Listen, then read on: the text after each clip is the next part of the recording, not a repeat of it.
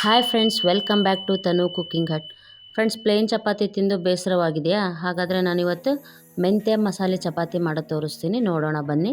ಮೊದಲಿಗೆ ಒಂದು ಮಿಕ್ಸಿ ಜಾರಿಗೆ 2 ಹಸಿಮೆಣಸಿನ್ಕಾಯಿ ಹಾಕಿ, 1 ಗಡ್ಡೆ ಬೆಳ್ಳುಳ್ಳಿ ಹಾಕಿ, 2 ಕಡ್ಡಿ ಕರಿಬೇವು ಹಾಕಿ ಇದನ್ನು ನುಣ್ಣಗೆ ರುಬ್ಕೊಳ್ಳೋಣ. ನಂತರ ಒಂದು ಮಿಕ್ಸಿಂಗ್ ಬೌಲಿಗೆ ಗೋಧಿ ಹಿಟ್ಟು ಹಾಕೋಣ. ನಿಮ್ಗೆ ಎಷ್ಟು ಕ್ವಾಂಟಿಟಿ ಬೇಕೋ ಅಷ್ಟು ಕ್ವಾಂಟಿಟಿ ತಗೊಳ್ಳಿ. ನಂತರ ರುಬ್ಬಿದ ಮಿಶ್ರಣ ಹಾಕೋಣ. 1 ಕೊಟ್ಟು ತೊಳೆದು ಹೆಚ್ಚಿದ ಮೆಂತ್ಯ ಸೊಪ್ಪು ಹಾಕೋಣ.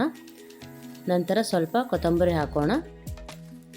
ಈಗ ಅರ್ಧ ಟೀ ಸ್ಪೂನ್ ಸಾಂಬಾರು ಪೌಡರ್, ಅರ್ಧ ಟೀ ಸ್ಪೂನ್ ಗರಂ ಮಸಾಲ ಹಾಕಿ, ಸ್ವಲ್ಪ ಉಪ್ಪು ಹಾಕಿ, 2 ಟೀ ಸ್ಪೂನ್ ಎಣ್ಣೆ ಹಾಕಿ ಮಸಾಲೆ ಎಲ್ಲ ಹಿಟ್ಟಿಗೆ ಚೆನ್ನಾಗಿ ಹೊಂದೋ ಹಾಗೆ ಒಮ್ಮೆ ಮಿಕ್ಸ್ ಮಾಡಿ. ಸೊಪ್ಪು ನೀರು ಬಿಡೋದ್ರಿಂದ ಸ್ವಲ್ಪ ಹಿಟ್ಟನ್ನ ಗಟ್ಟಿಯಾಗಿ ಕಲಿಸ್ಕೊಳ್ಳಿ. ನೋಡಿ, ಈಗ ಹಿಟ್ಟು ಮಿಕ್ಸ್ ಆಗಿದೆ. ಈಗ ಸ್ವಲ್ಪ ನೀರು ಹಾಕಿ ಹಿಟ್ಟನ್ನ ಕಲಿಸ್ಕೊಳ್ಳೋಣ. ಈಗ ಸ್ವಲ್ಪ ಮೇಲೆ ಎಣ್ಣೆ ಸವರಿ ಮತ್ತೊಮ್ಮೆ ಚೆನ್ನಾಗಿ ಮಿಕ್ಸ್ ಮಾಡಿ ಒಂದು ಬಟ್ಟೆ ಹಾಕಿ 10 ರಿಂದ 15 ನಿಮಿಷ ನೆನೆಯಲಿ. ಈಗ ಹಿಟ್ಟು ನೆಂದಾಗಿದೆ. ಎಲ್ಲ ಹಿಟ್ಟನ್ನ ಸಣ್ಣ ಉಂಡೆಗಳನ್ನಾಗಿ ಮಾಡಿ ಇಟ್ಕೊಳ್ಳೋಣ. ಈಗ ಚಪಾತಿ ಲಟ್ಸೋಣ.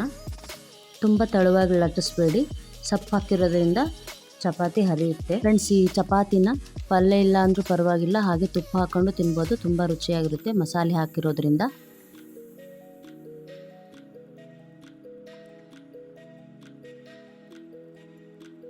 ನೋಡಿ, ಇಷ್ಟು ದಪ್ಪ ಇದ್ದರೆ ಸಾಕು. ಈಗ ತವಾ ಕಾದಿದೆ. ನಾನು ಮೊದಲೇ ತವಾ ಕಾಯಲಿಕ್ಕೆ ಇಟ್ಟಿದ್ದೆ. ಈಗ ಚಪಾತಿ ಹಾಕೋಣ. ಚೆನ್ನಾಗಿ 2 ಬದಿ ಬೇಯಿಸಿ.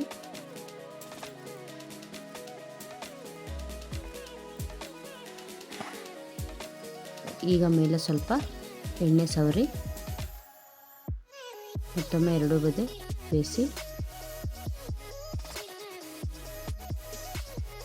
ಈಗ ರುಚಿಯಾದ ಮೆಂತ್ಯ ಮಸಾಲೆ ಚಪಾತಿ ರೆಡಿಯಾಗಿದೆ.